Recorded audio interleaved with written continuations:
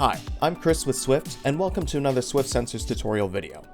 In the latest update to our Cloud Console software, we've released a new reporting feature called Daily Spot Values.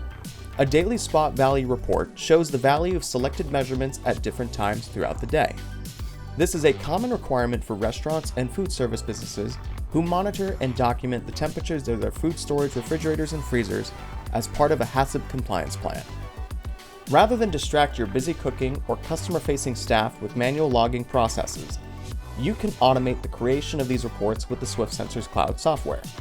To access the Daily Spot Value log, log into your Cloud Console account by visiting my.swiftsensors.net.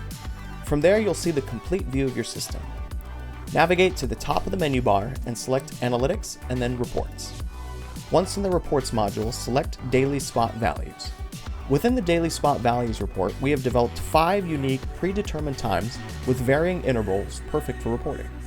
However, if you need a more customizable view, users can select custom times and enter their preferred times. Once the selected times have been determined, simply select the measurements you wish to generate a report and click the blue button.